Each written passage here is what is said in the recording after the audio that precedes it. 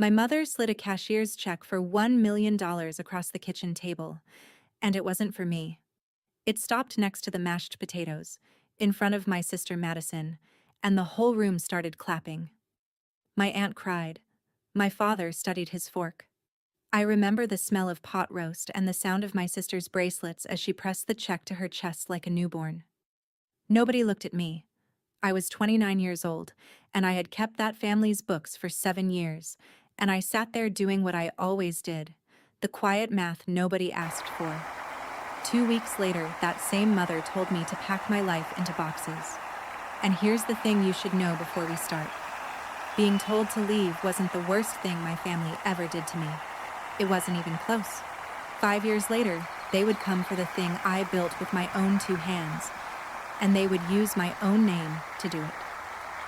Welcome back to Calm Drama Stories, where women who got counted out sit you down and tell you what happened next. I'm glad you're here. If a story like this one has ever sat at your kitchen table, drop a comment below and tell me where you're listening from, and be sure to subscribe because you're going to want to hear how this ends. The dinner had a theme, and the theme was Madison. My mother, Carol, stood up and tapped her glass with a spoon like we were at a wedding. She announced that the family was making an investment. $1 million, she said, for Madison's dream. A wedding venue and lifestyle brand called the Magnolia House, the kind of place brides drive 2 hours to tour. Madison did her pageant cry, the pretty one, the one that never touches her mascara. My Aunt Lorraine clapped until her rings clicked. My father, Frank, nodded at his plate. I sat at the far end where I always sat, and I did the thing that got me in trouble my whole life. I asked a question. What's the projected overhead for the first year? That was all. Asked politely, by the person who had filed this family's taxes since she was 22. The clapping stopped. Madison's smile went flat like a phone screen. My aunt looked at me the way you look at a spill. My mother set down her spoon, slow and deliberate, and said we could talk about the boring parts later, and everyone laughed the way people laugh when they're relieved someone else got stepped on. I want to be fair here. I wasn't jealous of the check. I've had years to search myself on that, and it's true. The money frightened me more than it stung me, because I knew what our family actually had, and I knew what selling everything to fund a dream costs when the dream doesn't pay rent. But my mother watched me over the rim of her glasses for the rest of that meal, not angry, appraising, like a woman doing inventory, deciding which items had stopped earning their shelf. 2 days later, she called me into her study. My mother's study was really the store's back office moved into the house. A desk, a filing wall, and a notary stamp she'd carried for 20 years, sitting in its cradle like a little crown. She didn't ask me to sit. She told me the house was restructuring. Madison would need the space, the quiet, and the family's full attention while she built the Magnolia House. Then she said the part I can still hear at 2 a.m. You're 29, Mira. You have no husband, no plan, and no spark. Every dollar we have is going where things grow. I said I'd been running the store's books without a paycheck for 7 years. She looked genuinely puzzled, like I'd brought up the weather. That was your room and board, she said. This family invests. It doesn't do charity. I asked her where I was supposed to go. She straightened a stack of papers, tapped them twice on the desk, and gave me my answer.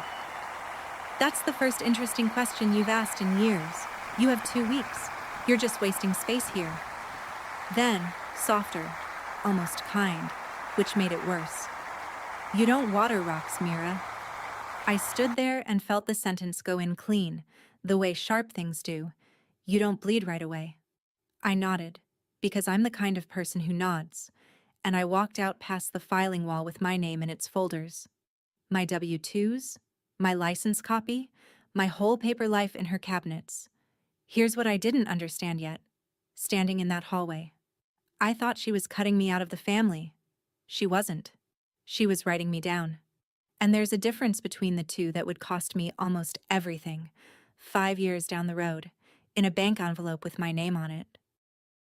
The check bothered me for a simpler reason than pride. Math. My parents owned a hardware store in Harlow, Georgia. Hardware stores don't have $1 million lying around. That night, I went down for water and the study light was still on, door open, papers fanned out on the desk. I wasn't snooping. I was raised to read what's in front of me. That was literally my job. On top of the stack, a closing statement from a land sale. 62 acres off Route 19.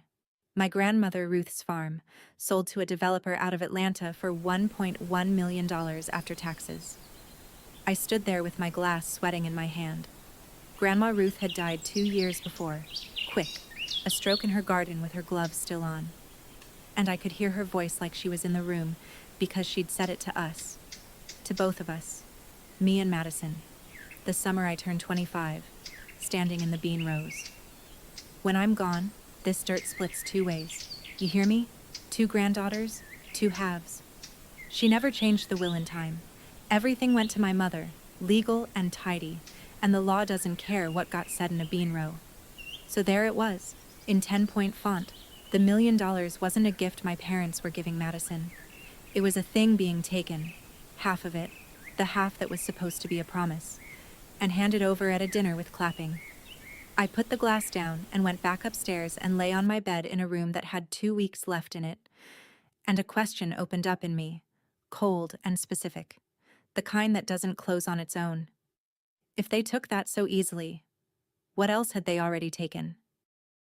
It turns out you can fit 29 years into 11 boxes, books in 4, clothes in 3, and 1 box that was just paper. My certificates, my community college transcript, the store ledgers I'd copied for my own records because old habits are load-bearing. At the bottom of my desk drawer, I found a postcard from Grandma Ruth, mailed from a church trip to Savannah the year before she died. A picture of live oaks on the front. On the back, in her stubby pencil, 2 lines. Saw a palm tree growing out of a seawall today. Grow anyway. R. I sat on the floor of my emptying room and held that postcard for a long time.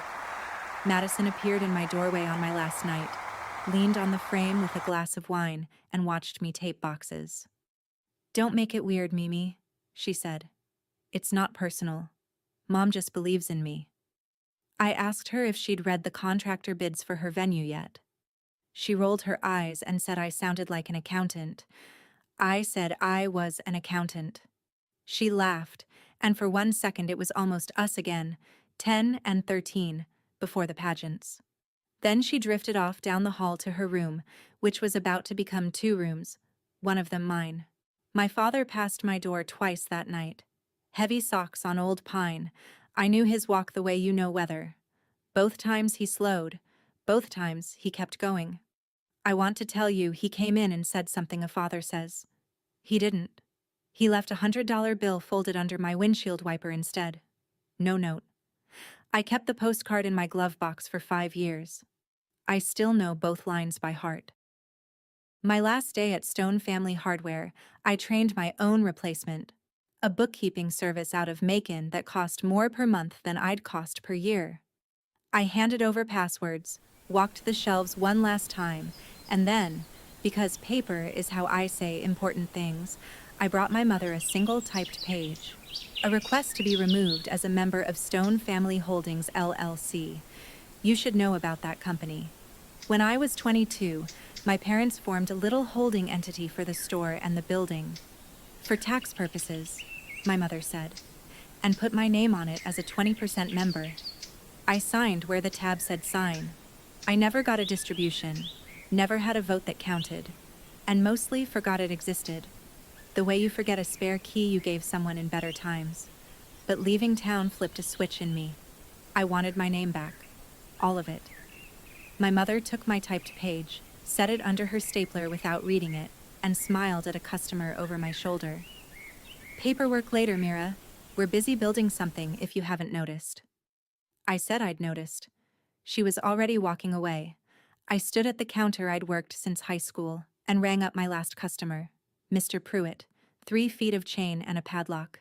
And I remember thinking the register drawer sounded different when you know you'll never open it again. Lighter, cheaper. On my way out, my mother called across the store, bright as a bell for the whole town to hear. Drive safe, sweetheart. The performance of a loving family. Always, for any audience. The stapler still had my page under it when the door swung shut. Remember that page. It matters more than anything else in this story. The first night of my new life, I sat on a motel bed outside Valdosta and did what I do. I made a ledger. Assets, $2,300 in checking. A Honda with 140,000 miles on it. 11 boxes, 1 postcard. Liabilities, none, which is a strange kind of rich.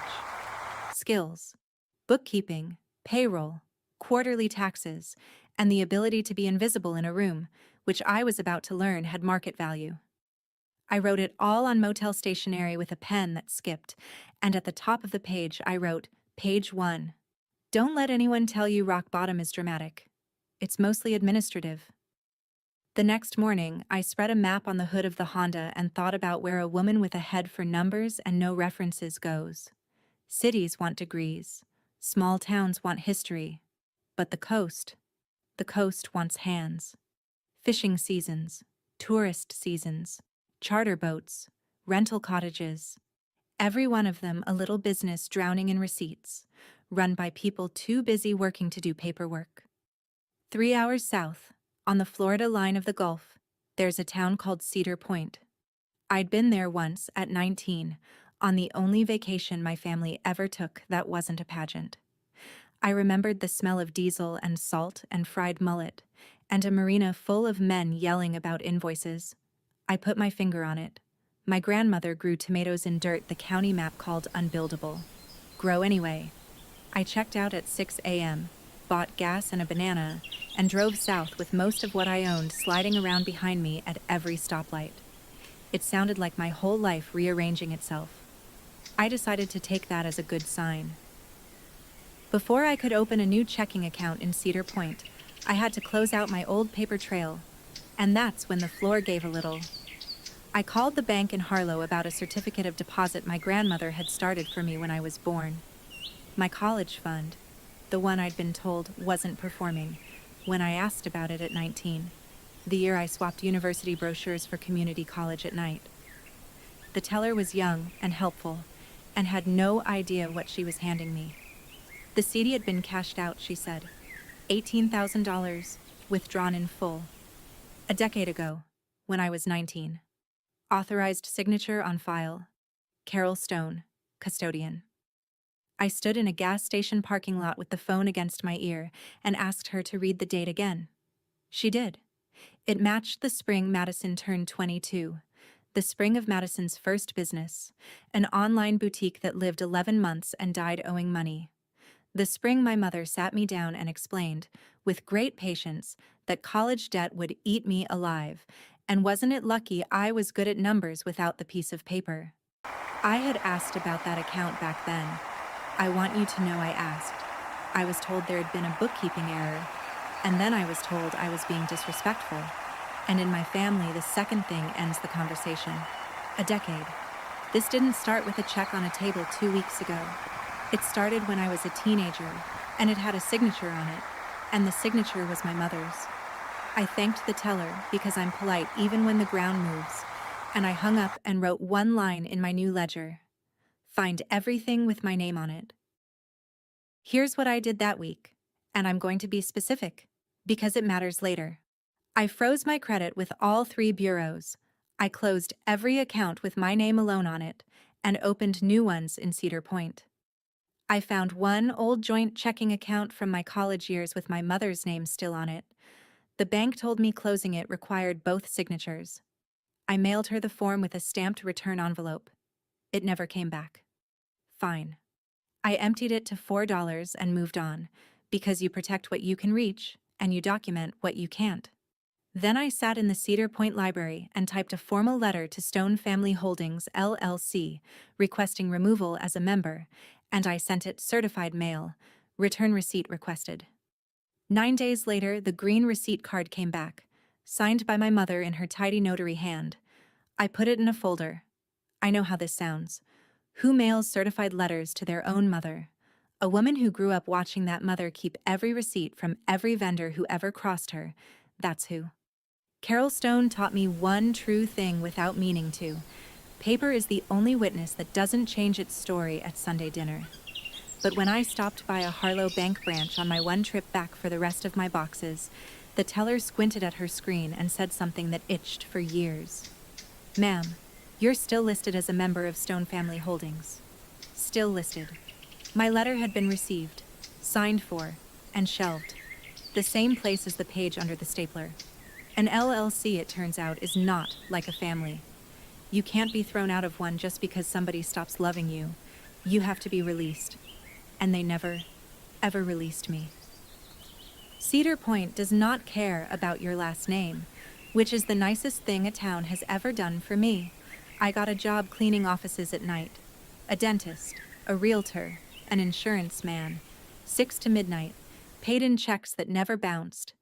Days I answered phones for a charter captain with a filing system he described as the truck. I ate a lot of rice. I learned that the smell of other people's coffee at 11 p.m. is its own kind of loneliness, and that you can be too tired to be sad, which is not a cure, but works like one. On the community board at the laundromat, between a lost cat and a boat motor, there was a flyer. QuickBooks certification course, 12 weeks, Tuesday and Thursday nights, County Extension Office, $400. I had $460 that month. I stood in front of that flyer with my clothes going around behind me and did the math 3 times, like it was going to change. My mother's voice did its usual commentary in my skull. No plan, no spark. Rocks don't get watered. I took the tab with the phone number anyway. Actually, I took the whole flyer. If I was going to bet my last dollar on somebody, it might as well be the one person who'd never once dropped me. Sometimes courage is loud. Mine was a personal check for $400, written on a washing machine, with a hand that only shook a little. The instructor took one look at my sample ledgers the first night and asked where I'd studied. "My mother's back office," I said. She laughed. She thought it was a joke. It was the most expensive education in this story, and I hadn't even gotten the bill yet. 14 months after I left, my Aunt Lorraine forwarded me a link with a row of exclamation points. Local news, Harlow, area family breaks ground on $1 million wedding venue. There was Madison in a white hard hat that had never met dirt, gold shovel in her hands.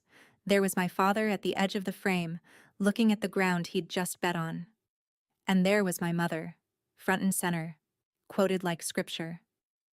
"We're a family that invests in winners," Carol Stone said. The reporter asked if it was true a local hardware family had committed their entire legacy to the project. My mother smiled that ribbon-cutting smile. "Everything we have goes where things grow." Standing in my rented room with the phone glowing in the dark, I felt the old reflex twitch. Call, warn, run the overhead numbers one more time. Be useful. Be seen being useful. I looked at that reflex like a lab specimen. And then I did the healthiest arithmetic of my life. I blocked my mother's number. I blocked Madison's. My father didn't have a cell phone, so he got grandfathered into the silence. Aunt Lorraine I kept, set to mute. Every family needs one unsecured channel, and hers had the best gossip anyway. Then I turned off the phone and stood at the window listening to a shrimp boat idle out of the channel in the dark. Peace, when it finally comes, doesn't feel like victory. It feels like a house after the guests leave. Quiet, and a little too big, and entirely, finally yours. It would be 4 years before I heard my mother's voice again. When I did, she was crying like her heart was broken, and it still wasn't an apology. I passed the certification in March and hung my shingle the same week, if you can call a magnetic sign on a Honda a shingle. Tidewater Ledger Company. My first client was Gus Tremont, who owns the marina at the end of Water Street. 68 years old, forearms like dock pilings, a man who once fixed a bilge pump with a spoon. His filing system was a shoebox that said New Balance on the side and taxes in marker over that. He dumped it on the counter between us and said, "The government says I owe $11,000. I say they're drunk. Settle it." It took me 9 days. Underneath the diesel receipts and a sandwich I do not wish to discuss, Gus had 3 years of missed fuel tax credits, unclaimed depreciation on 2 lifts, and a quarterly penalty that existed only because his old preparer had filed late. When the dust settled, he owed nothing and got $9,000 back. Gus looked at the amended returns for a long time. Then he looked at my invoice, which I'd written small because I was scared of him, and said the thing that built my business. "This number's wrong. You charge too little. Fix that, or I'll tell everyone you're cheap instead of good." He paid me double what I asked and told the whole dock anyway. Within a month, I had the bait shop, the ice house, and 2 charter captains, all shoebox men, all allergic to paperwork, all suddenly telling each other about the quiet girl who fights the government with a calculator. I drove home that first night with real money in an account nobody could sign but me, and I sat in the car in the dark and laughed until my ribs hurt. No spark. Sure, Mom. No spark at all. By the end of that first year, I had 9 clients and an office that was technically a Honda. I did payroll in the passenger seat, met clients at the diner, and kept every record in waterproof totes because I'd learned what the coast does to paper. Meanwhile, news from Harlow arrived the way it always did, through my cousin Jenna, Aunt Lorraine's daughter, who texts like a police scanner. Jenna is married to Deke, who does drywall, and Deke had bid on the Magnolia House build. That gave Jenna a sightline into my sister's dream that no magazine spread would survive. "Maddie fired the second contractor," one text said. "Says he didn't understand the vision." Then, "The vision is Italian marble, in a barn, in Harlow." Then, "They flew in a lighting designer from Nashville, for the chicken coop. It's a bridal suite now, but Mira, it was the chicken coop." I read those texts standing in line at the fish house and felt 2 things at once, and I'll be honest about both. The first was the cold, professional dread you feel watching someone drive a truck toward a bridge that's out. I knew what 62 acres of my grandmother's dirt had turned into, and I knew burn rates, and the math had a smell to it. The second thing was smaller and uglier and human, and it lived somewhere under my ribs. They chose this, over me, marble for the chicken coop. I didn't answer most of Jenna's texts that year, but I never once asked her to stop sending them, and you can decide for yourself what that says about me. In December, she sent a photo of the venue's new sign, gold letters on whiteboard, and underneath it, "Guess what the loan payment is?" I didn't guess. Some numbers you don't want in your head. Year 2, I rented my first real office. 1 room above Hutto's Bait and Tackle, with a window unit that spat and a view of the shrimp fleet.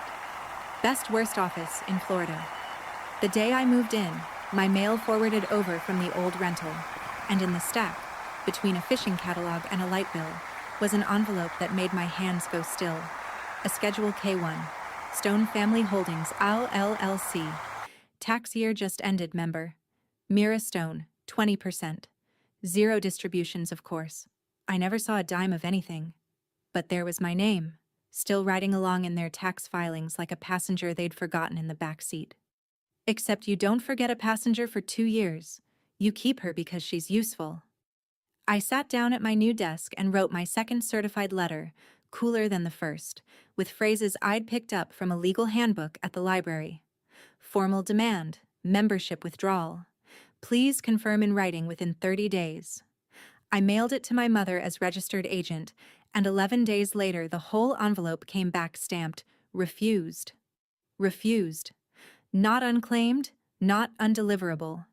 She had looked at my name on that envelope, at a post office counter, in front of a clerk, and said, "No, I want you to sit with the strangeness of that. This is a woman who told the entire town I'd abandoned my family. Cried about it at church, according to Jenna. And when my actual name arrived at her actual door, asking to be let go, she pushed it back across the counter like a bad check. You can't be released, I told you." I filed the refused envelope next to the green receipt card, label out, where I could see it. My folder was getting thicker. I hated how ready I was. That spring, I landed the account that changed my weight class, the Harbor Group, 4 restaurants under one stubborn owner named Rosa DeLuca, 12 sets of books between the restaurants, the food truck, and the catering arm. all of it tangled like trot lines. Their old firm in Tallahassee had been billing them blind and returning calls never. Rosa interviewed me at a back table with a toddler on her hip and asked why she should trust somebody who worked over a bait shop. I said, "Because I answer my phone, and because I'll find the money your last guy was too bored to look for." I found it in 6 weeks. A misclassified equipment lease and 2 years of tip credit errors, worth more than my fee for the whole year. Rosa didn't say thank you. She did something better. She called 3 friends. Here's the lesson Gus had beaten into me by then, the one I pass along to every woman starting over at 30 plus with a skill in her hands. Charge like you plan to be here in 10 years. The first number I quoted Rosa made my own throat tighten. She didn't blink. Nobody ever blinks. The only person who ever thought I was worth nothing got me for free for 7 years, and I've stopped finding that a coincidence. By June, I had a waiting list, and I did something radical for a stone. I turned down work. Politely, with referrals, like a business that respects its own hours. The night I turned down my first client, Jenna texted again, a screenshot this time, from the Magnolia House's public page. Sunset, string lights, Madison radiant in white linen, arms spread wide under the beams. Caption, fully booked for the season. Jenna's one-line commentary underneath is still the best piece of financial analysis I've ever read. Booked ain't paid. The glossy article came out that summer. A regional lifestyle magazine. 6 pages. The Magnolia Miracle. How one Georgia family bet it all on a dream. I read it standing at my P.O. box. The photos were genuinely beautiful. Whatever else my sister is, she can style a room. There was the wraparound porch. There was the reclaimed oak bar. There was my mother in a straw hat, laughing in soft focus, captioned as Matriarch and Chief Believer. The article said bookings were strong and the family was already dreaming bigger.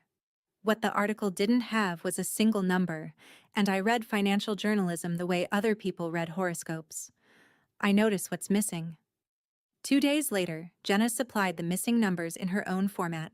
A photo of Deke at their kitchen table, holding an invoice, deadpan as a mugshot. Drywall, second building, 90 days past due. He's called 4 times. They put him on a payment plan, Mira. A payment plan. For 11 grand. Then the kicker. Also, the fall gala got postponed for weather. It has not rained in 3 weeks. I put my phone away and looked out at the boats, and did the quiet math nobody asked for, because apparently, that's just the shape of my soul. Strong bookings, unpaid subs, a postponed fundraiser, for a business that opened with $1 million in the tank and shouldn't need to fundraise at all. Under all that string lighting, something was already eating itself. I'd like to tell you, I felt sorry. Mostly what I felt was the specific vertigo of watching your childhood repeat its scale. Appearances paid in full, the help put on a payment plan. My family had always run that way. The only difference now was the size of the invoice, and whose porch it would eventually land on. In October, my phone buzzed with a group text.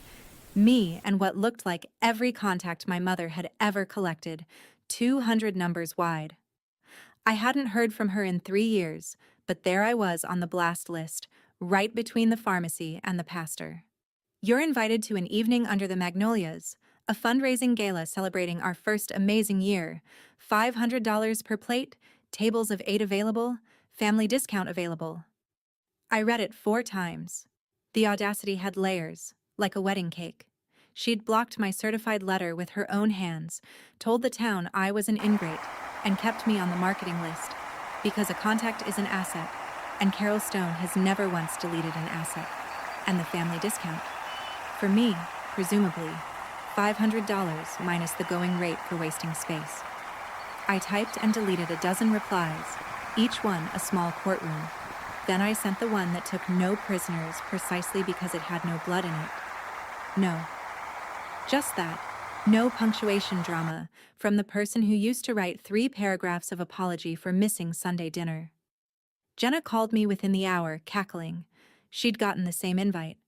Then her voice dropped into its serious register, the scanner switching channels. You know what the gala's actually for, right? Deke heard it from the caterer. Who heard it from the bank? I said fundraisers are what businesses hold when the word loan has stopped working. Jenna was quiet a second. It's worse than that, she said. There's already a second loan. A big one. And Mira, the caterer, said your mama had to promise the bank all kinds of things to get it. I didn't know it yet, but one of the things she promised was me. Before I tell you what my mother actually promised that bank, if your family ever made you pay for a seat at their own table, tell me about it in the comments. I read everyone. And take a second to subscribe, because the envelope that shows up later in this story changed the price of everything I'd built. You'll want to be here when it's opened. Hurricane Odette came ashore that September 40 miles east of us, which on the Gulf counts as a near miss and still puts 4 inches of bay water in your office. I got the warning at noon and did the only triage that mattered. Client records first. I hauled totes down the stairs of the bait shop for 3 hours, loaded my truck to the headliner. I'd upgraded from the Honda by then, out of profit, thank you, and drove it all to a storage unit on high ground while the sky turned the color of a bruise. My own furniture I left to swim. Desks are replaceable. A shrimper's 4 years of fuel logs are not. Afterward, Cedar Point did what small coastal towns do. Chainsaws by dawn, casseroles by noon. And I found my own way to show up. FEMA aid applications and insurance claims are paperwork, and paperwork is my country. I set up a folding table outside the Baptist church with a hand-lettered sign, free help with storm forms. And for 2 weeks I filled out claims for shrimpers and motel owners, and a one-armed roofer named Cecil, who hugged me so hard my back cracked. I didn't plan it as marketing. I need you to believe that, because what happened next embarrassed me for a year. When the water went down, 15 new clients walked up my stairs, some still smelling of bleach, every one of them saying a version of the same sentence. You showed up when it was free, so I trust you now that it costs. My mother taught me love is an investment that expects a return. Cedar Point taught me the opposite math. You give first, open-handed, and somehow the books balance anyway. Also, and this mattered more than I knew, the storm had knocked one particular house on the dune line halfway to its knees. The Kessler house sat at the end of Gullwing Lane, up on the primary dune with its shoulders square to the Gulf. 2 stories of gray cedar shake, built in 1961 by a boat captain who apparently framed it like he framed hulls. I'd walked past it every evening for 2 years. It was the house I nodded to. Odette took its roof deck, blew out the seaward windows and drowned its wiring, and the out-of-state heirs who'd been letting it rot finally quit on it entirely.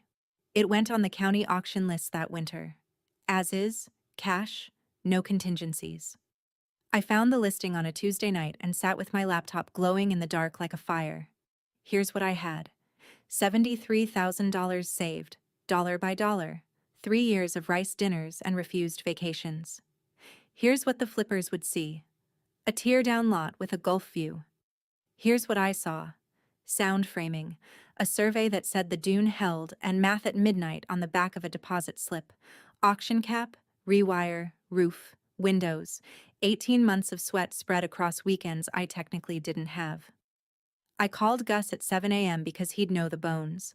He walked it with me that weekend, kicked a piling like he was buying a mule, pried open a crawl space and stood quiet for a long time under the floor joists. Captain built, he finally said. They don't make wood like this anymore, and the storm knew it. Buy the house, Mira. I said the smart move was probably a duplex in town. Gus looked at me the way he looks at a wrong number. You've been nodding at this house for 2 years. I've seen you. Go get your dirt. Auction was the 3rd Thursday in January. The auction happened on the courthouse steps, which sounds romantic and is actually just cold. 11 of us, breath steaming, a clerk with a clipboard reading legal descriptions like scripture. When the Kessler parcel came up, it got quiet.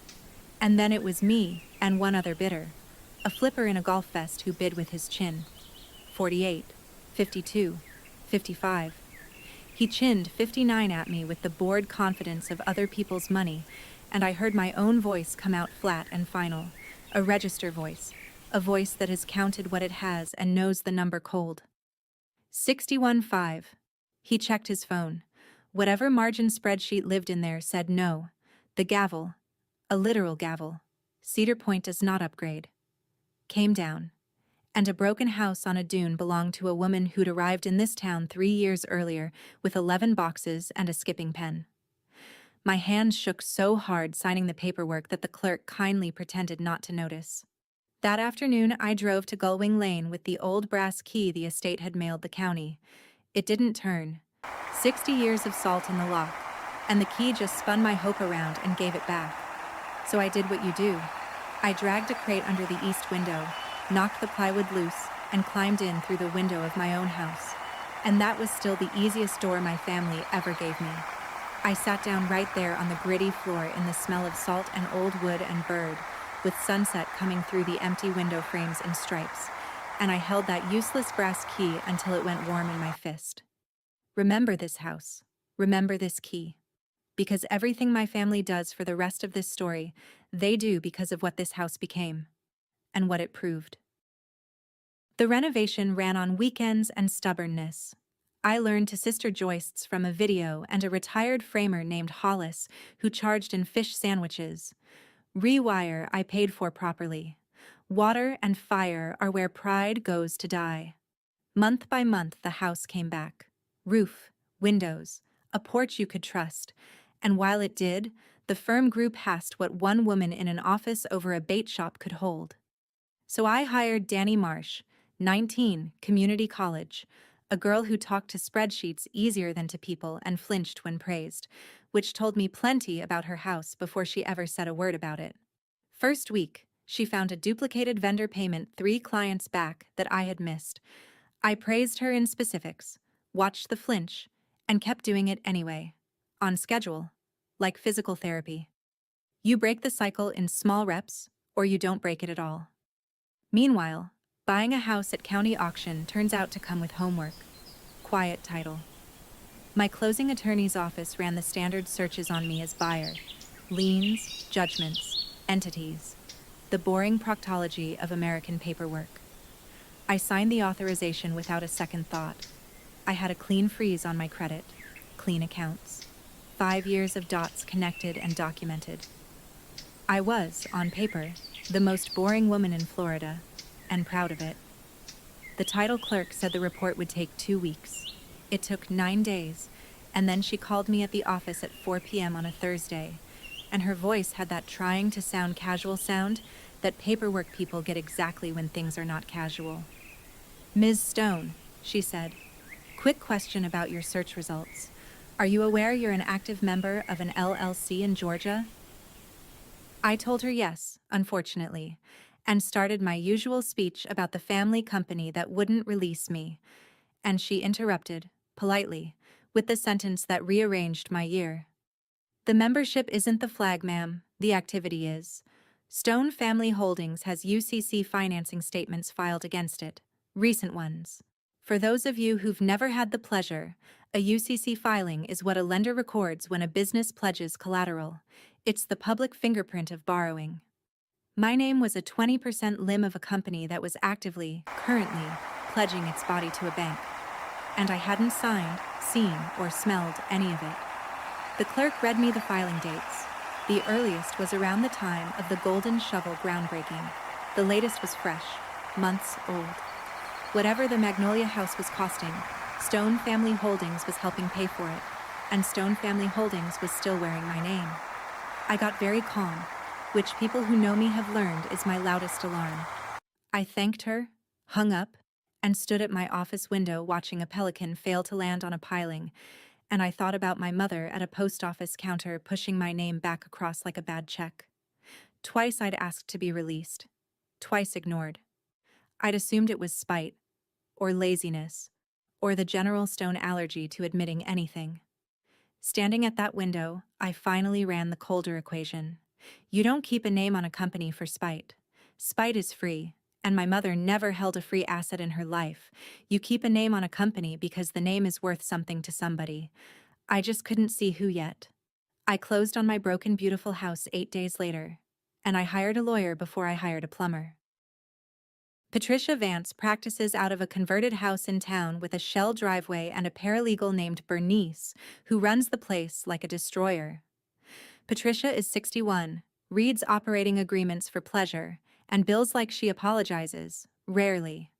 I brought her my folder, the green certified mail receipt signed by my mother, the envelope stamped refused, the K1s, the title company's notes on the UCC filings. She read for 20 minutes without speaking while I studied her diplomas and her taxidermied redfish. Then she looked up. The operating agreement is the problem. Membership withdrawal requires approval by 51% of membership interest. Your parents hold 80. You hold 20 and a mailbox. I asked what my options were. Today, we send a third demand on my letterhead with statutory language that makes it expensive to ignore. We put them on written notice that you disclaim any participation, any debts, any obligations. And then, Mira, we wait for them to make a mistake. Because people who ignore 2 letters make mistakes. She slid a legal pad across and had me write out the whole history. Every date, every request, every refusal. When I finished, she read it and tapped the page with one finger. You kept the receipt from the post office. From years ago. Why? I told her the truth. I don't know how to not keep things. My whole life, keeping perfect records was how I proved I existed to people determined not to see me. Patricia looked at me over her glasses with something I couldn't name yet. Paper doesn't lie, people do, she said. Keep every receipt. One day the paper gets to talk, and it's the only witness your family can't charm. Her third letter went out certified on a Friday. The signature card came back. Same tidy hand. And then, for months, nothing. The call came at 1 a.m. on a number I didn't know, and I answered because coastal accountants answer storm season phones. It was Madison. 4 years of silence, and she opened with, "Did I wake you? I don't even care, honestly." She was drunk in that careful way, where every word gets placed like stemware. Behind her, I could hear a TV and my parents' wind chimes. So she was home, on the porch where we'd shelled peas as kids. She talked for 11 minutes, and I mostly listened, because you learn more from a monologue than an interview. She said running a business was like drowning in front of an audience that paid to watch. She said everyone who'd clapped at that dinner now called her with questions in their voices. Then she found the old knife. You know what your problem is, Mimi? Nobody ever expected one single thing from you. You got to be nothing. Lucky you. I watched the ceiling fan turn and understood, maybe for the first time, that the check on that table had been a sentence for her too. Just a different kind, the kind with an audience. And then her voice went small and flat, and she said the thing I'd known was under there my whole life. It was supposed to be me. It was always supposed to be me. I asked her gently what exactly was supposed to be her, and the question seemed to sober her half a degree, because she got quiet. When she spoke again, the smallness was gone, and something rehearsed had replaced it. Mom says when it all comes right, you owe us. She says either way, you owe... And then she stopped. Not trailed off. Stopped. Like a hand had closed over the phone. The line went dead. I lay awake until the gulls started. Owe them what?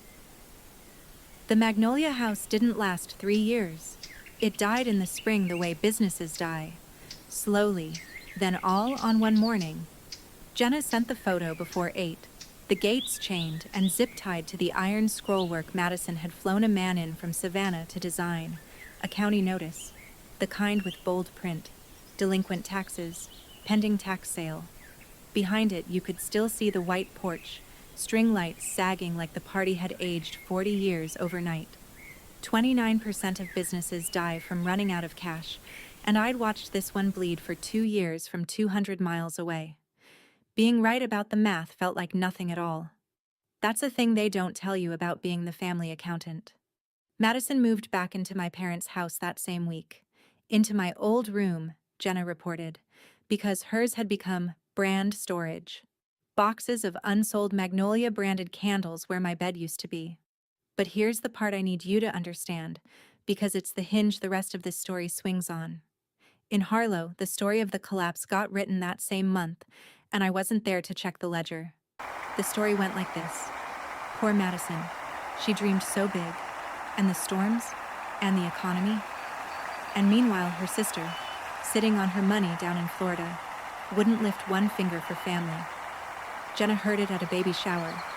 Aunt Lorraine heard it after church and, to her credit, argued. My mother never said it in the first person. She'd just tilt her head and let the town fill in the rest. She has always been fluent in implication. Within a month, a client of mine with Harlow relatives closed her account. No reason given. And that Monday, a bank envelope found its way to my name. It was waiting in the office mail between a supply catalog and a thank you card from Cecil the roofer. First Harvest Bank, Harlow, Georgia. Certified, which I noticed with a private, bitter little laugh. They'd learned my language. Inside, one page, and the coldest header in American English, Notice to Guarantor. Re. Stone Family Holdings, ILLC, Commercial Note, Original Principal $380,000. Status, 90 days delinquent. And then, my own name, set in the salutation like a hook in a lip. Dear Ms. Stone, as guarantor of the above-referenced obligation, you are hereby notified. I read it standing up. Then I read it sitting down. Then I put it flat on the desk and put my hands flat beside it, because they wanted to shake, and I don't allow that during business hours.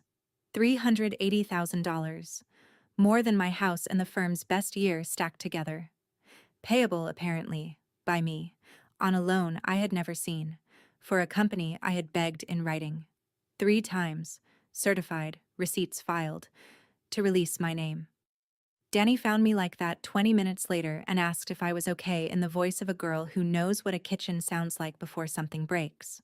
I told her to pull Patricia's number, because underneath the roaring in my ears, the professional part of my brain, the part my mother built, God help us both, had already isolated the load-bearing word, guarantor. Members of an LLC aren't automatically liable for its debts. That's the entire point of the letters LLC. A guarantee is different. A guarantee is personal. A guarantee requires a signature, my signature, which meant that somewhere in a file drawer at First Harvest Bank, 200 miles north, there was a piece of paper with my name signed on it. And I had never signed anything. Patricia read the notice twice and got that stillness good lawyers get, the stillness of a heron over water. We demand the loan file today, she said. The note, the guarantee, the signature pages, everything. Her letter went out that afternoon. First Harvest responded the way small-town banks respond when a name on their paperwork starts asking questions. Slowly, with great courtesy and no documents. A week of processing. Another week of, our counsel is reviewing. Patricia said the stall itself was information. Banks move fast when their file is clean. And into the middle of that waiting on a Tuesday evening while I stood in my half-wired kitchen eating crackers over the sink, my phone rang with a Georgia number I didn't know, and I answered thinking it was the bank. It was my mother. More than 4 years since I'd heard her voice, and it arrived already in tears. Not the pageant tears Madison learned from her, but something wetter and older and frighteningly convincing. Mira, sweetheart, I know so much time has passed. I know things were said. Things were said. The passive voice of every unswept kitchen in America. She didn't mention the bank, the loan, the notice with my name in its teeth. She said my father wasn't getting younger. She said Madison was going through so much. And then she laid the honey down right where the wound was, the way only the person who cut you knows how. We hear about you down there, you know, your little firm, your house on the water. We're so proud of what you've built, sweetheart. Come to dinner. Sunday. Just family. Proud.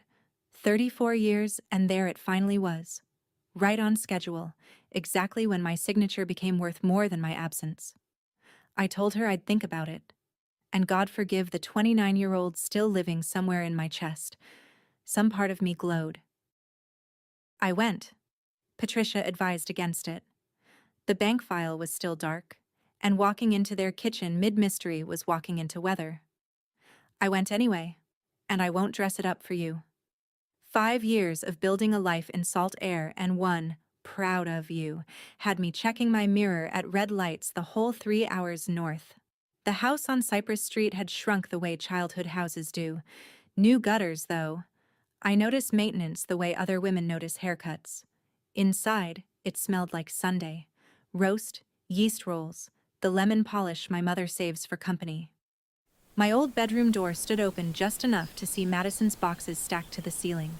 Dinner was, and I say this with clinical precision, perfect. My mother made everything I loved at 9 years old, a menu assembled from archives I didn't know she kept. My father hugged me at the door a beat too long, then produced, from the sideboard, a shoebox of newspaper clippings, business page mentions of Tidewater Ledger, the little profile the county paper ran after the hurricane, my Chamber of Commerce ribbon photo. Cut out, dated in pencil, kept. My father does not talk. He archives. It's the only fluent language he has, and I sat there holding proof I'd been read about, tracked, followed, all those silent years, and I had to excuse myself to the bathroom I'd cried in at 17 and press a cold washcloth to my face like a woman diffusing herself. Warmth was the one weapon I'd never built a defense for. They'd never used it before. Through the door, I could hear the good china coming out and my mother's laugh running the table. And on the kitchen counter, when I came back, I noticed a folder. Green, new, square-cornered, with a First Harvest Bank logo on the tab. They waited until the pie. My mother refilled my coffee, sat down straighter than usual, and folded her hands. Chairing a meeting, if you'd ever watched her chair one, which for 7 unpaid years I had.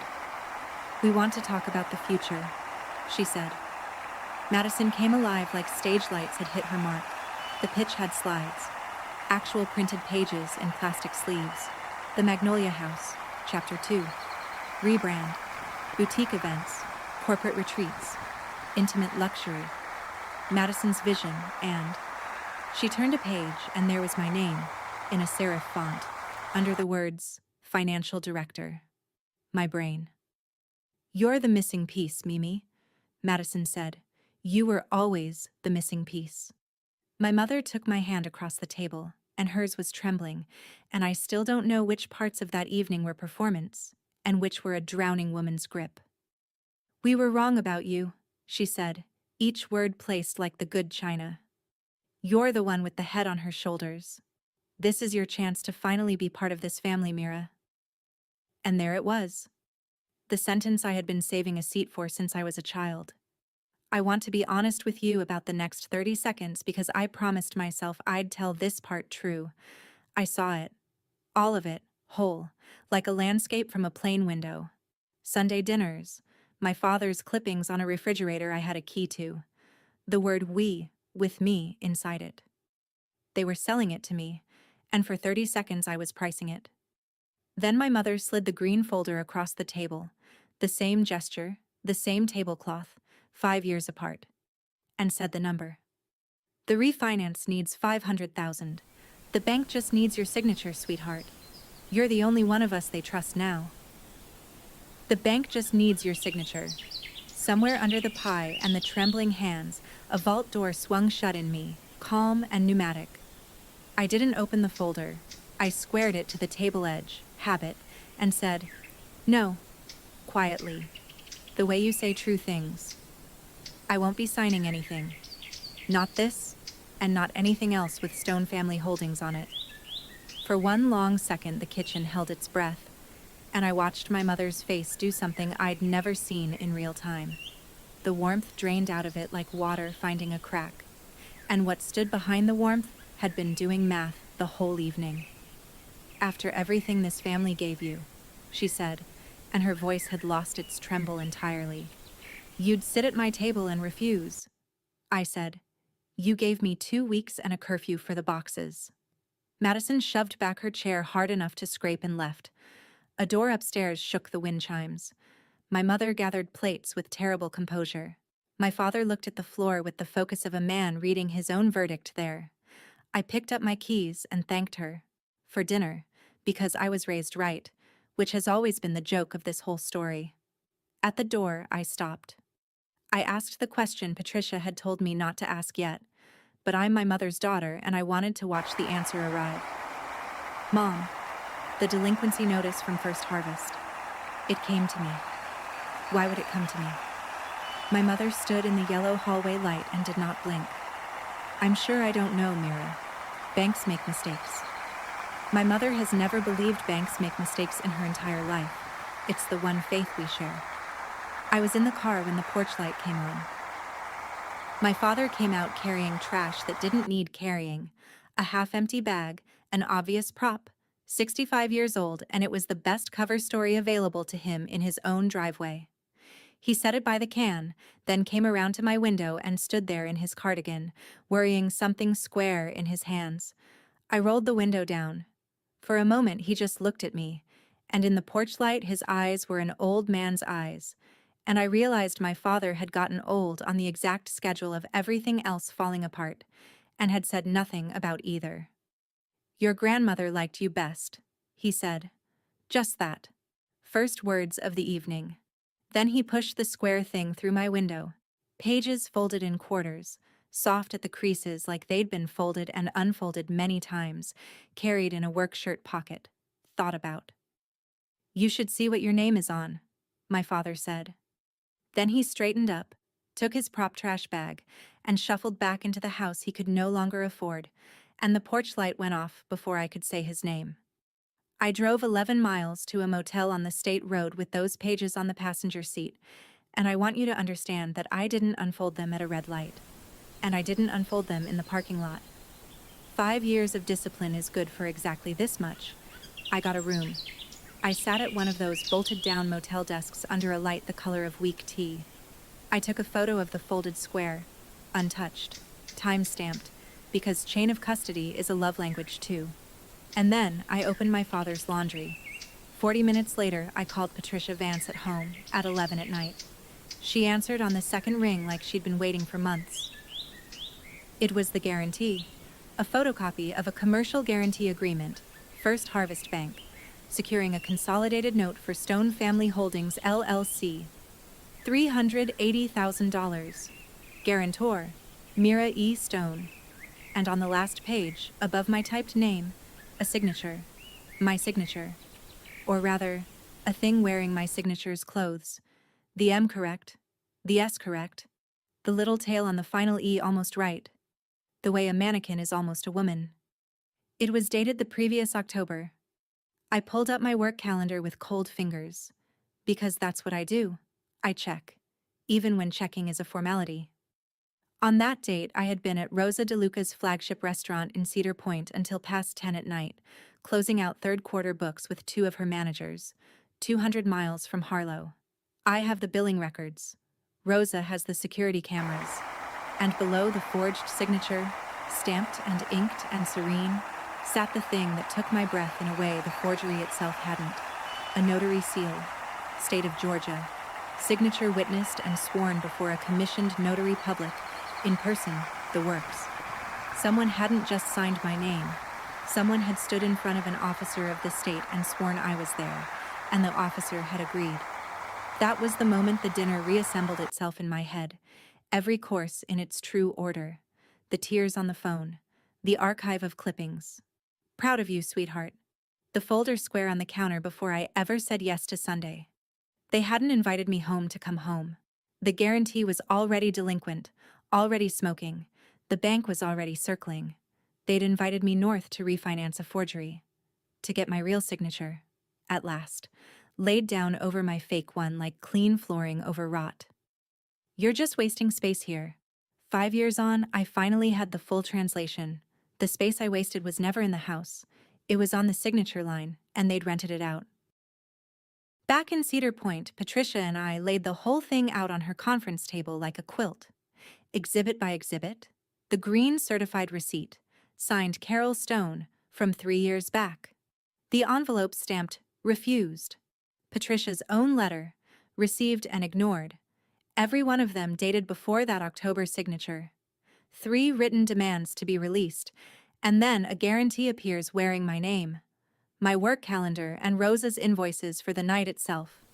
Specimen signatures going back years because I am the woman who keeps things. Patricia looked at it all and said we had two roads. Road 1, civil. We deny the guarantee. We litigate against the bank's file. It takes a year, maybe 2, and costs you 6 figures to maybe win. She tapped the photocopy. Road 2. This isn't a paperwork problem. This is forgery, and that seal makes it worse. We put your denial in a sworn affidavit of forgery and send it to the bank with everything you just showed me. Banks don't defend forged paper. They cut it loose. But understand what's inside Road 2, Mira. An affidavit like this doesn't stay in a drawer. It goes to their fraud unit, their regulators. It becomes a referral. It reaches the state. I asked her to say the quiet part in plain English. She did.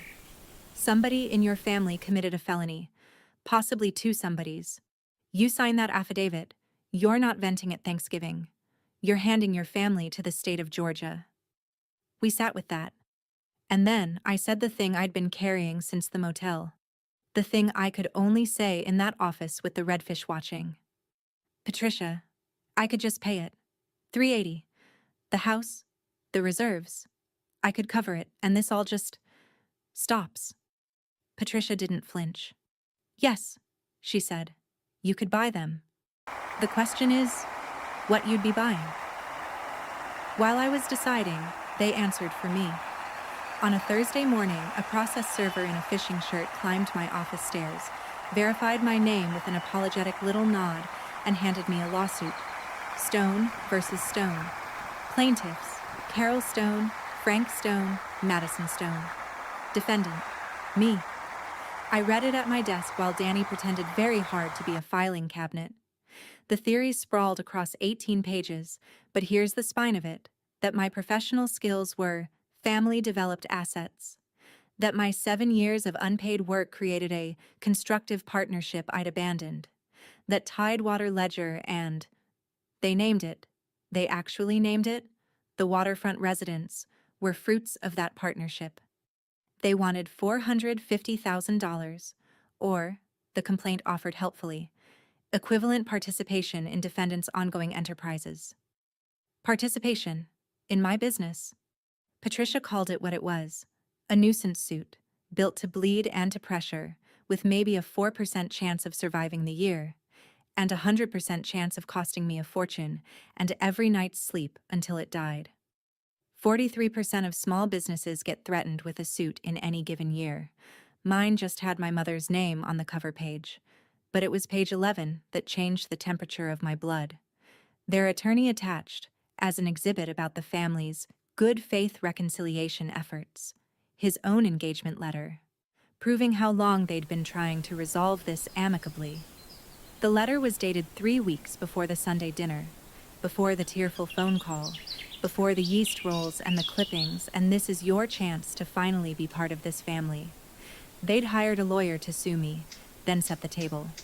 The pot roast was discovery. The pie was a deposition. My mother didn't invite her daughter to dinner. She staged an exhibit. My own parents' names on a lawsuit against the daughter they threw away. If you've ever been punished for building the thing they swore you couldn't build, put the words "I grew anyway" in the comments. I want to see how many of us there are. And subscribe now, because what my lawyer found in a notary logbook is the part of this story nobody ever believes. It's coming. Here's the thing about being raised inside a family story. Leaving the house doesn't get you out of the story. Silence just lets them write your chapters. For 5 years, I'd let them narrate. Poor Madison, cold Mira, and I'd told myself dignity meant not answering. That Thursday, dignity changed jobs. I instructed Patricia to file our answer and to countersue. Not for money, for daylight. A declaratory judgment that no partnership ever existed and that the guarantee was void. And then I did the thing that, in a family like mine, is the real crossing. I called Jenna and I told her everything. On the record. No, keep this between us. The college fund, the refused letters, the forged guarantee with its notary seal. The lawsuit with the pie. In a family like mine, you can commit any crime except narration. Telling is treason. I told. It went through the county like weather. My Aunt Lorraine called me sobbing and stayed on the line for an hour. Two cousins I hadn't heard from in a decade sent Bible verses that could have gone either way. And two more clients with Harlow kin quietly closed their accounts. I felt each one like a pulled tooth. Gus found out about that from the doc talk, stumped up my stairs and put a fist on my counter. Anybody asks me, I say you're the only stone worth quarrying. That goes on the record too. Then my mother's voicemail arrived, the last unblocked channel, and I stood at my window and listened to her measured, unhurried voice. No tears now. Tears cost extra. Deliver the eulogy she'd written for me years ago. I hear you've been telling stories, Mira. We gave that money where it could grow. You don't water rocks. Don't you punish this family for gardening. I saved the voicemail to 3 places. Evidence, yes. But also, some stones you keep in your pocket so you remember the road. Litigation is a tax on everything. Money, sleep, attention, joy. By midsummer, my legal bills had passed $38,000. I'd lost a client to sheer awkwardness, and I'd started doing payroll at 5 a.m. because dawn was the only hour the lawsuit didn't own. Danny carried the office through it. 19 years old, steady as a keel, leaving fresh coffee outside my door without knocking, which is the highest form of love a quiet person offers. Discovery ground along. Their side produced sludge, recollections, characterizations, a decade of nothing in writing. Ours produced paper. My whole beautiful, boring archive, every receipt a little soldier. And then, one evening, Patricia called me back to her office after Bernice had gone home, and she had the photocopied guarantee under her desk lamp and a magnifying loupe out of her drawer, of all things, like a stamp collector. "Look at the seal," she said. I looked. Inked circle, State of Georgia, the notary's name ringing the edge with her commission number. Patricia's finger came down beside it, very still. Every notary in Georgia has a unique commission number, and every commission is a public record. Name, county, dates of appointment. She wrote the number from the seal on a legal pad, tore off the sheet, and slid it to me. "Run it, tonight. And Mira." She took off her glasses, which in Patricia is a siren. "When you see whose it is, I need you to call me before you call anyone else. Before your cousin. Before God. Are we clear?" The state's notary database is free and public and loads slowly, and I sat in my truck outside her office typing that number into my phone with the window down and the marsh crickets going, thinking, I already know. I typed it anyway. I'm the woman who checks. Commission number 2019-114-C. Notary Public, State of Georgia, Harlow County. Carol A. Stone. Commission 25 years. Renewed like clockwork, in good standing. My mother's seal, on my forged name, swearing to the state of Georgia that I had stood in front of her and signed. The subpoenaed loan file arrived from First Harvest 2 weeks later and completed the arithmetic. The bank had been pressing for a personal guarantor since the venue's 2nd year. The file's internal notes said so in bloodless bank prose, family member with liquidity identified. When the note was consolidated that October, the guarantee appeared, sworn and sealed, and the pressure came off. And her notary logbook. She surrendered it under subpoena, because a logbook that goes missing is its own confession, showed the entry in her own confident hand. Date, instrument, signer, Mira E. Stone. Personally known to me. Then Patricia's handwriting examiner delivered the last brick. The signature wasn't my mother's work.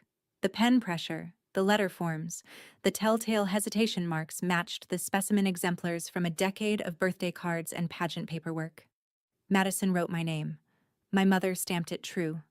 One daughter's hand, the other daughter's name. The mother's seal binding them. The whole family business, miniaturized onto a signature line. I sat in Patricia's office holding the logbook photocopy, and what I felt was quieter and worse than tears. Recognition. She hadn't snapped. There was no desperate midnight. A logbook entry is deliberate. It's done at a desk, in good light, with the seal you've carried for 25 years. My mother had looked at both of her daughters and done what she'd always done, spent the one she didn't believe in to fund the one she did. Patricia let the silence sit, then asked the only question left in the case. "What do you want, Mira?" I opened my mouth. Nothing came out. The court ordered mediation for the first week of October, standard for family-on-family cases, a judge's way of saying, "Please don't make me watch this." The night before, I couldn't sit still in my finished house, so I walked the beach with my sneakers in my hand, and I did what I always do at the edge of things. Inventory. Column 1. Pay. $380,000. The house remortgaged. The reserves gone. But the lawsuit settled. The bank satisfied. And the door on Cypress Street open again. Sunday dinners. My father's clippings. My mother saying proud where the neighbors could hear it. Everything on the shelf I'd been window shopping my whole life, and I could afford it now. That was the poison beauty of it. Column 2. The affidavit. My name clean, the forgery named out loud, and my mother and my sister handed to the state I was raised to fear disappointing. No dinner table on earth would ever seat me again. Aunt Lorraine's number might survive. Might. I stopped at the tide line and took out the postcard. I'd moved it from the glove box to my jacket that morning, and don't let anyone tell you accountants aren't superstitious. Saw a palm tree growing out of a seawall today. Grow anyway. And standing there, I finally audited the account I'd been keeping off my own books for 5 years. The house with its proud straight roofline behind me. The firm. The folder of receipts. Who had I been keeping those records for? Because some part of me, I could see her now, in the dark, clearly, had been building an exhibit the whole time. Proof for a courtroom in my mother's kitchen, before a judge who'd ruled on me at birth. Tomorrow that judge was going to offer me a verdict. I walked home slow, and I let the question walk with me. The mediation was held in Valdosta, halfway ground, in a law office with a conference room, the temperature of a meat locker and art chosen to offend no one. They arrived 4 minutes late, which in my mother's grammar is a sentence with a subject and a verb. Madison wore the good Navy interview dress, hair in the humble bun, a legal pad she would never write on. My mother wore church clothes and carried, I am not inventing this, a Tupperware of lemon bars, which she set at the center of the table like a flag on a beach. Feeding people has always been her opening argument. My father wasn't there. Frank's heart, my mother told the mediator, with a brave, small smile. And the true half of that sentence sat down at the table with us and stayed all day. The mediator was a retired judge named Whitfield, with reading glasses on a chain, and the patience of a man who'd heard 400 families explain themselves. Their attorney went first, and I'll grant the man this. He told a beautiful story. A devoted family, a modest fortune, a prodigal daughter who took her family's training and standing to Florida, and prospered while her people drowned. He used the word abandoned twice and the phrase family values until it lost meaning, the way a word does if you say it enough. My mother dabbed her eyes on cue. Madison stared at her blank legal pad, jaw set, playing a role I recognized from every pageant green room of our childhood. Composed grief, third runner-up. And I sat with Patricia in the cold, watching my family perform the story of me, and felt something I had not expected to feel on the far side of all that paper. Calm. The specific calm of a woman who has finally stopped auditioning for the jury. Patricia clicked her pen once. Under the table, her knee tipped against mine. Wait. We had one folder. We hadn't opened it yet. Their opening offer arrived mid-morning, dressed as generosity. They would dismiss the lawsuit. Walk away from all claims, their attorney said, palms up like a man releasing a dove, in exchange for a family restructuring of the outstanding debt. Translation: once Patricia shook the wrapper off, I would quietly take over the $380,000 note. The guarantee would never be examined. Mutual confidentiality, mutual releases, everyone remains family. He actually said that. Everyone remains family. It hung in the refrigerated air like a price tag. Judge Whitfield looked at us. Patricia said, "We'd like to respond with some documents," in the exact voice you'd use to offer coffee, and she opened the folder and dealt it out clean and slow. The pleasure of a woman who has waited months to let paper talk. The certified receipt, 4 years old, my mother's signature accepting my demand for release. The envelope stamped, "Refused." The engagement letter dated 3 weeks before the reconciliation dinner. Then the alibi. My calendar, Rosa's invoices, the time-stamped records for the October night in question. 200 miles of geography between me and that signature line. Then the examiner's report on the handwriting. And last, alone, the notary log page and the commission record, which Patricia set down in front of the mediator without a word of argument, because some exhibits you narrate, and some you just let sit on the table and tick. Judge Whitfield read. The room changed pressure. Their attorney reached for the log page, read it, and went carefully blank. The face of a man recalculating his fee against his exposure in real time. Madison had stopped breathing theatrically and started breathing for real. And my mother. My mother watched the mediator's face with the alert stillness I knew from 30 years of watching her count a register drawer that wasn't adding up. Whitfield took off his reading glasses. "I'd like to caucus with each side separately," he said. My mother spoke for the first time all morning. "First," she said, "I want 10 minutes alone with my daughter." They gave us the small conference room, the one with the humming air vent and a watercolor of a lighthouse. 10 minutes, both attorneys pacing the hall like expectant fathers.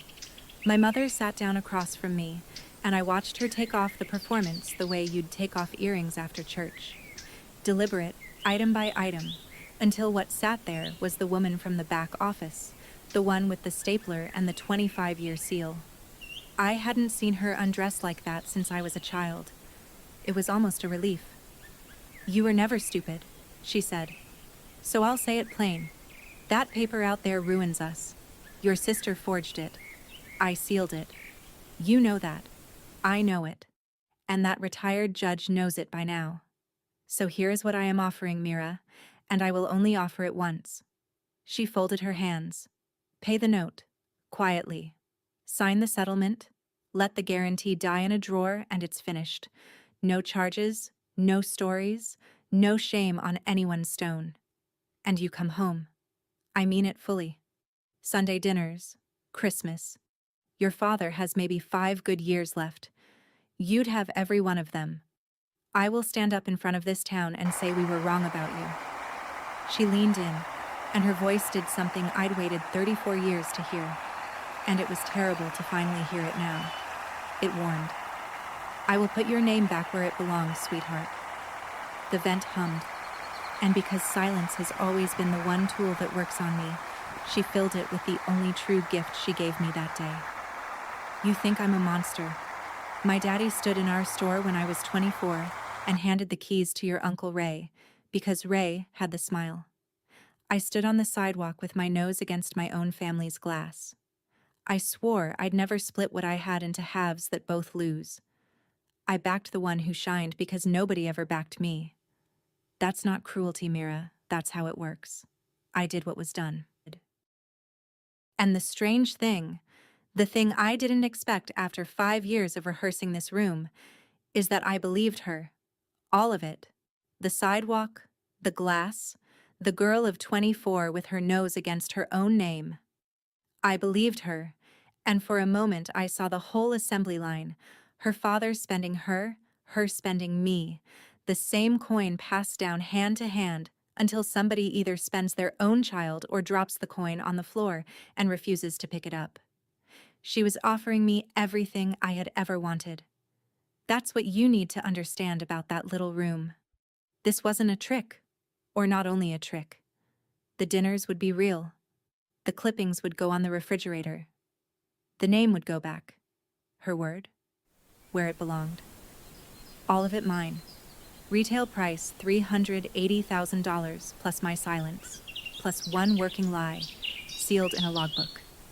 And sitting in that humming cold, I finally saw the flaw in the merchandise. The crack I'd been squinting past my whole life.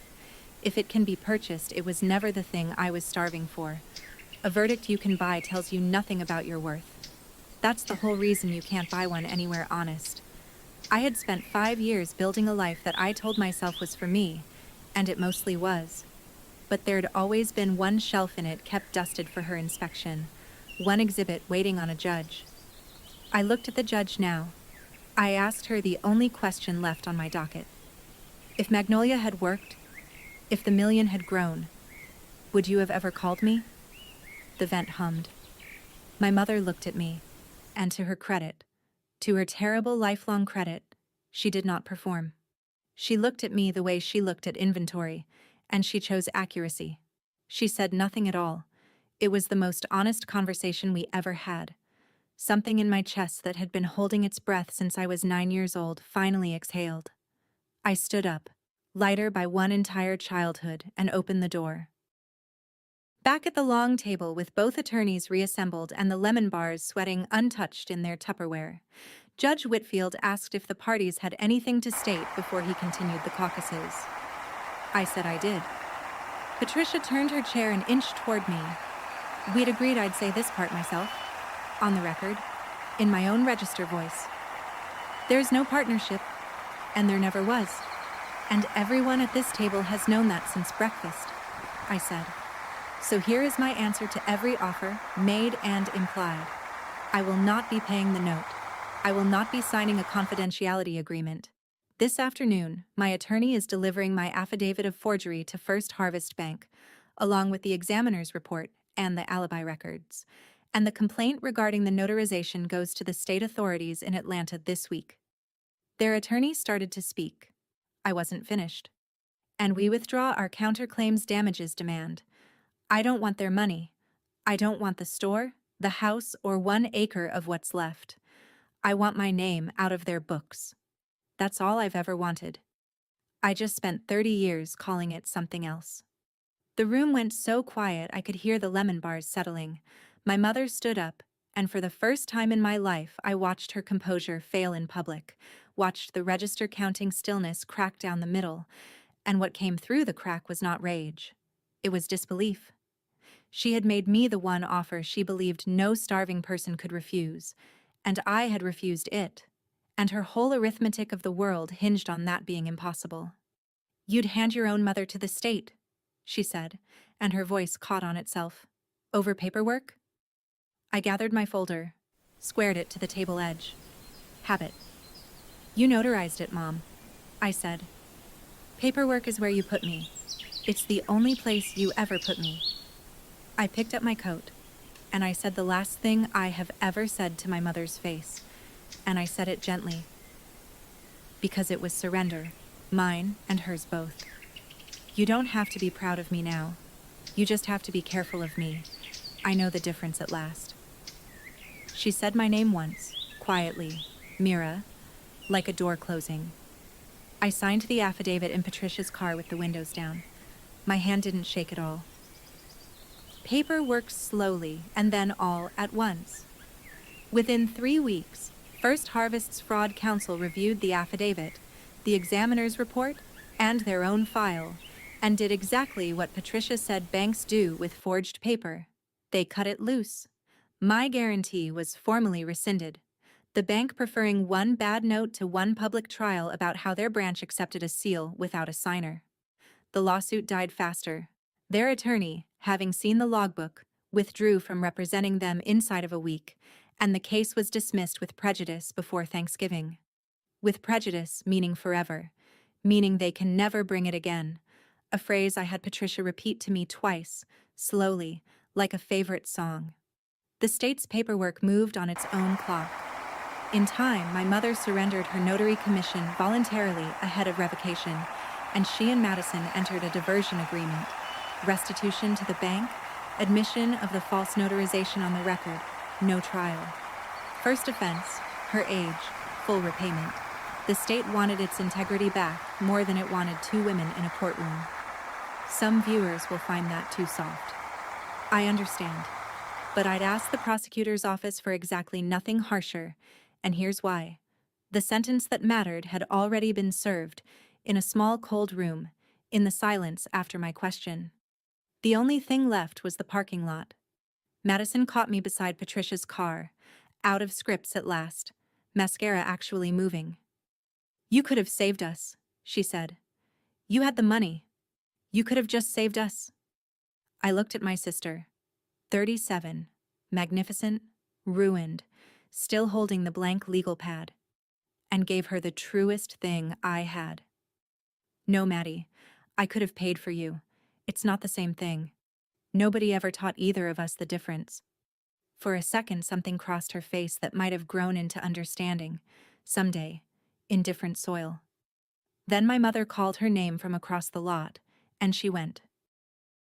The cost came due through winter, and I want to be honest about the bill, because this is the part the revenge fantasies leave out.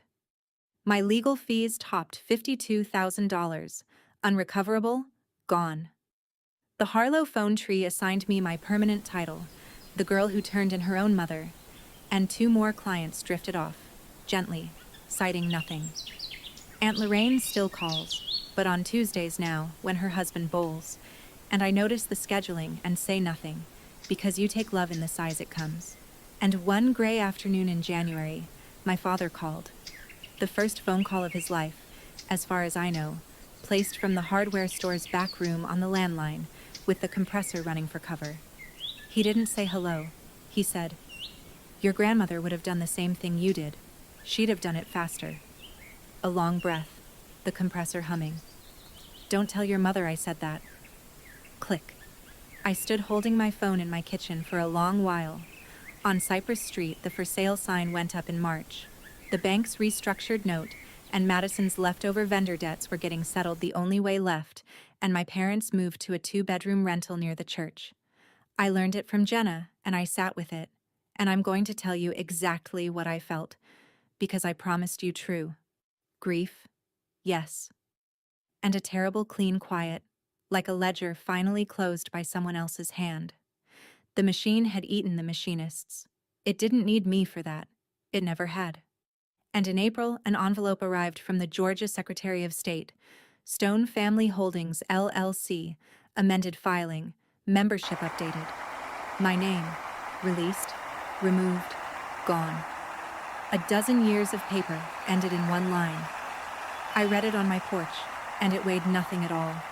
6 months later, a gray sedan idled at the end of Gullwing Lane. It was a Sunday in October, 5 years and 7 months since the night of the cashier's check. I was on the porch with coffee and payroll. Some women take up watercolors. When the sedan crept down the lane, slow, the way cars move when the driver is reading house numbers. It stopped at my gate. My mother behind the wheel. Madison in the passenger seat. 3 hours, uninvited, unannounced. To talk, I imagine, or to see it.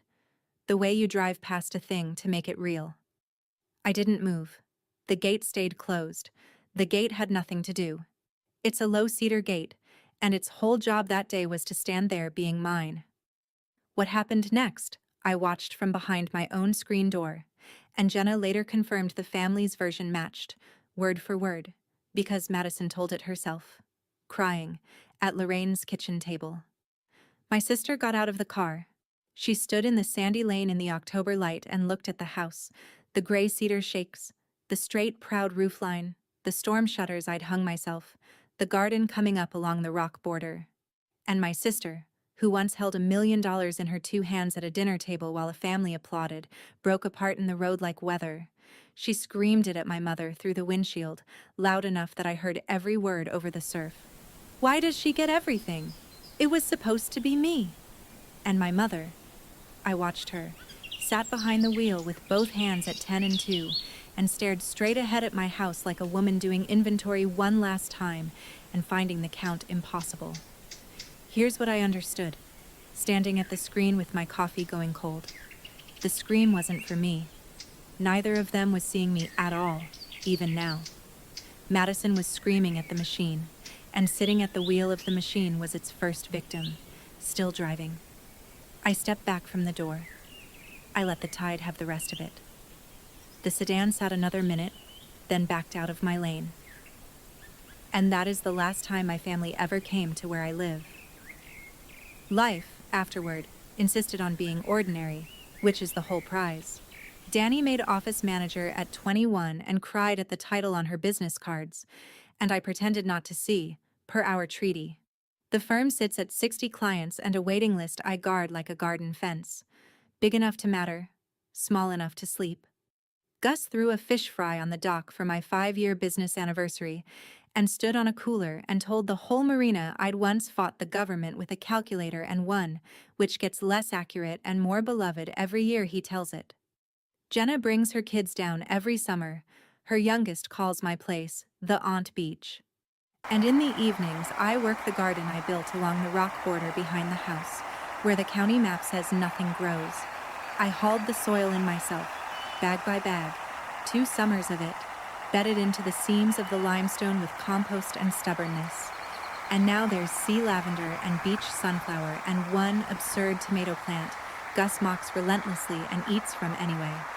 My grandmother would have understood it on sight. My mother said you don't water rocks, and I've decided, after long study, that she was almost right. Turns out you can water rocks. You just have to bring your own dirt. Some nights I sit out there with coffee gone cold and the gulls arguing over the tide line, and I take stock. Assets, liabilities, the whole honest column. And the number that comes back is one my mother's arithmetic had no line for. Enough. It adds up to enough. Nobody handed it to me, nobody can call it due, and nobody gets to appraise it off my shelf again.